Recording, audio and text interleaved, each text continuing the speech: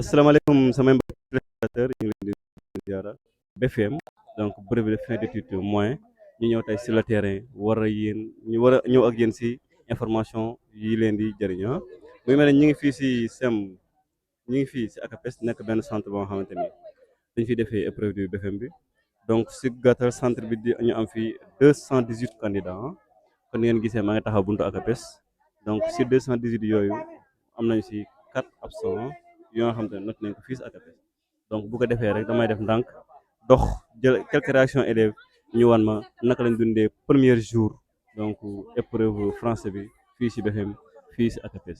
candidat yaa xam te ne ñooy ñëw faram-fàcceel leen li ñu dundee seen épreuve. ok ok gars yi comme ni nga ko doon wax ak yéen kon ñu ngi fii si ACAPES donc damay jël benn si candidat BFM ba nga xamante ne fii la nekk centre bi gannaaw ba nga nuyonteeg samay téléspectateurs donc da ngay présenté wu après nga dugg si laaj yi. salaamaaleykum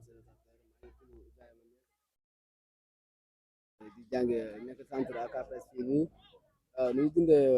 épreuve moom kiiwul saful yooyu saf daal saxul ñu naan saf na waaw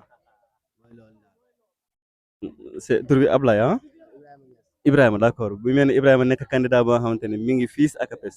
Ibrahima naka nga dundee préparation BFM bi ak tey seen premier jour ngeen def français si suba gi naka ngeen dundee épreuve bi quoi. bu fekkee préparation moom métti na moom da ngay jàpp ne affaire yi boo ñëwee day safee noonu mais melul noonu daal comme nu koy foogee daal du meloon dañ koy jëlee kaw di réviser et tout mooy loolu. d'accord mën nañu wax ne le moral est bon quoi. waay lan la moo leen di xaar tey si ngoon bu dee da ngeen di gontat. la moo leen di xaar tey si ngoon quoi. si ngoon ñu ngi xaar SVT ak anglais. SVT ak anglais donc ok kon dañu naan bonne chance rek pour le reste donc merci donc di ko jaajëfal moom Ibrahima di doxaat ndànk aussi jëlaat beneen candidat boo nga xamante ni mi ngi fii si. ok comme ni nga ko doon defee ak yéen léegi ba tey fii centre ACAPES ma jëlaat beneen candidate moom mu nekk fii si candidat BFM donc dama koy bàyyi mu nuyonteeg sama téléspectateur présenté wu après ñu doog dugg si laaj bi soxna si na nga def. ça va yaa ngi si jàmm ba. maa ngi si jàmm bu baax. tur bi naka la. soxna Mar Seck. soxna. soxna Mar Seck. soxna Mar Seck Mar ban école ngay jàngee. man sem numéro 2. donc Mar jàngee sem numéro 2 nekk candidat fii au niveau de l'ACAPES donc Mar naka nga dundee épreuve yi naka nga dundee préparation BFM bi ak tey ngeen nekk si premier jour naka la épreuve mel sa kanam.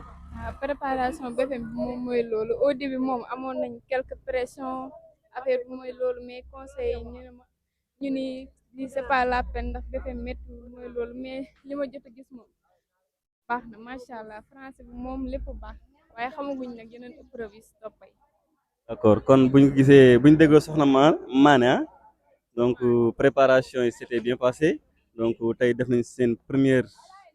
matière muy dictée ak kii TSU français donc dictée bi jàll na si jàmm français bi jàll na si jàmm donc li si kanam yàlla mel noonu incha allah bu ko defee itam rek maa ngi amaat sama côté beneen candidat dama koy bàyyi mu sëñ noo tudd Mohamed Mohamed Sène Mohamed fooy jàngee. maa ngi jàngee ACAPES fii. Mohamed candidat ACAPES donc di jàngee fii ACAPES Mohamed naka nga dundee préparation BFM bi tey. man daal BFM bi foogee ma ko nii quoi pour man dina fi gën a saf mais saful yooyu saf yu naan tax saf na de BFM daal saful na yooyu noonu. maanaam bu ñu sukkandikoo si français bi maanaam xel dal na daal. waaw xel moom dal na saful yooyu noonu quoi man foogee moom sax dina yomb nii quoi mais nii la rek baax na alhamdulilah. léegi est-ce que mën nga ñëw ñun si yan matière moo leen di xaar tey si ngoon. yan matière. moo leen di xaar tey si ngoon yéen ngeen war a gonte quoi. te SVT ak essai la ñuy def. après da ngeen di gon def SVT ak essai d'accord merci di ko jaajëfal moom Seck Mohamed Sène voilà donc ba tey ma amaat beneen candidate donc soxna si na nga def. ça va. yaa ngi si jàmm. ça va bien merci. tur bi naka la. Awa Fall. Awa Fall Awa fooy jàngee. ACAPES. comme ni nga ko gisee Awa nekk ACAPES aussi nekk fii di jàng ACAPES centre am nekk ACAPES Awa damay laaj gannaaw ba nga préparé BFM nekkoon si classe terminale astafurlah classe troisième donc naka nga dundee préparation ba balaa nga yegg si jour tey. wax dëgg yàlla nag ñu nekkoon si révisé yi avant BFM bi et tout jàng guddi jàng ngoon la nuit encore la même chose mais bon ça va français bi moom wax dëgg yàlla. malgré toutes les préparations yi ngeen def donc naka nga gisee épreuve français bi. épreuve bi moom wax dëgg yàlla moom ça a été moom mais c'est kii nu ñu waa texte suivi de question bi moom kii na tuuti saf na saful mais on gère. d'accord kon lan moo leen a xaar tey si ngoon ban matière. tey suñu ngoon tamit ñu ngi war a dugg 15 heures wàcc wàcc 19h parce que ñaari matière ñu war a def ñu war a def SVT ak anglais. donc mi mel na loolu la ñu sunu candidat andiloon donc di leen jaajëfal yéen waa Richard Toll TV loolu la ñu amoon tey ñëwoon fii ba tey amoon naa beneen réaction ah keneen di candidat itam fii si ACAPES ah soxna na nga def ça va tur bi naka la Mame Marème Sané Mame Marème Sané Mame Marème mooy nuyu suñu téléspectateur donc ñu ñëw moom si ay laaj Mame Marème naka nga dundee préparation examen BFEM tey bi bon examen bi moom franchement parler préparé nañ ko moom wax dëgg yàlla on a bien révisé aussi li ngeen préparé bi nga ñëw itam fekk ngeen ko oui mën nañu wax ne xel dal na waaw si épreuve français bi daal waaw donc ñu fas yéene gontaat 15 heures est-ce que donc le moral est bon oui kon di nga jaajëfal di ñaan yàlla li jàll ni mu neexee li sopp yàlla na mel noonu ah ay jaajëf merci donc lii lañu leen indiloon tey ñëw seen descente fii au niveau de ACAPES waaye itam dinañ ñëw ak yéen léegi defal leen le point dans les différents centres fii si commune de Richard Toll mais aussi jox leen l'effectif total dans le département de Dagana bu ko defee rek ñu ñëw ak yéen dans Richard Toll TV dans un instant incha allah mbokki téléspectateur Richard Toll TV ah donc ñu ngi leen di nuyu di leen ziara di jaajëfal képp nga xam te ne dina jot si vidéo bi mu mel ne tey ñëw ak yéen si seen plateau spécial la ñëw si par rapport ak candidat BFEM donc mu mel nañ defoon tournée tey dans les différents centres fii au niveau de Richard Toll waaye laata loolu dañuy ñëw yéen ci le nombre de candidats yi ñu am fii dans le département de Dagana donc mu mel ne bu ñu jëlee département de Dagana ñu ngi am au total de 3612 candidats dont 1732 garçons et 2080 filles donc loolu la ñu am dans le département de Dagana bu ñu ñëwee fii suñu ville bu ñu nekk di Richard Toll ñu am 5 centres les 5 centres ainsi répartis donc 5 centres 5 jurys ñu njëkkee si jury Sem Ndiangue Ndiaw foofu ñu am fa 154 candidats yoo nga xamante ne ñoo débuté seen épreuve tey donc si 154 candidats yooyu ñu am 7 absents dans Sem Ndiangue Ndiaw le jury Sem Ndiangue Ndiaw bu ñu weesoo foofu itam ñëwaat si Sem numéro 1 nekk beneen jury bu nekk fii dans Richard Toll ñu am fa 244 candidats yoo nga xamante ne tey ñoo teew pour def seen examen de BFEM sur les 244 ñu am un seul absent toujours c'est la même logique ñu ñëw si jury école Gabriel donc foofu ñu amoon fa 188 candidats dont 100 garçons avec une précision et 88 filles et on a un seul absent pour taillant jury école Gabriel ñu ñëwaat ba tey si jury ACAPES ñu am fa 218 candidats dont 4 absents donc ñu jeexale ak jury Sem Richard Toll 2 fii ñu ne donc ñu am fa 192 candidats dont un seul absent donc muy mel na tey lii lañ leen indil tey fii si Richard Toll TV jox leen le nombre de candidats yu ñu am dans le département de Dagana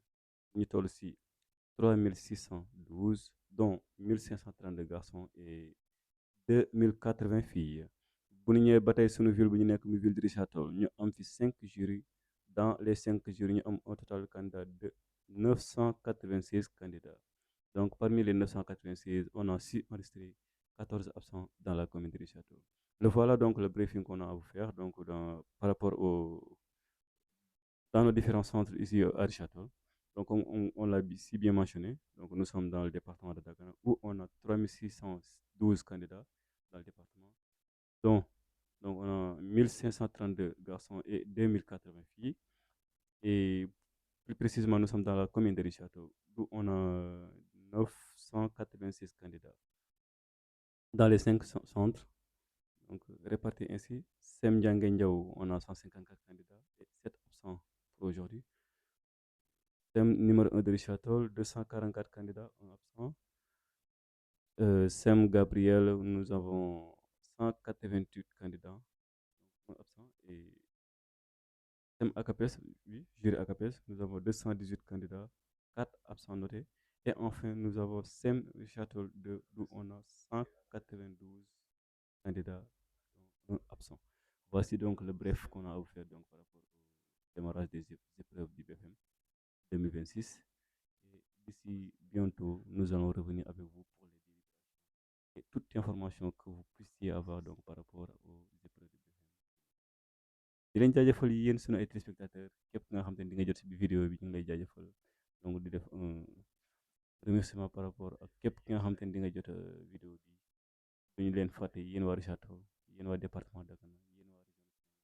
yéen waa Sénégal duñu fàtte itam ñi nga xamante ni ñu ngi ñuy suivre un peu partout dans les régions duñu fàtte waa Dakar Thiès Kaffrine Diourbel donc duñu fàtte kenn waaye aussi ñu ñuy suivre dans la sous-région ñun ñëpp ñu ngi leen di ziara donc di leen jox un grand coucou mais aussi les responsables wala les autorités yi nekk fii dans Richard Toll donc di leen fàtte commençant par le maire de la commune ak képp ki nga xamante ni yaa ngi ñuy teg loxo ba tey ñu yegg si fi ñu yegg si loolu la ñu andi woon tey si premier jour BFM donc dinañ jox dig daje d'ici peu de temps ci beneen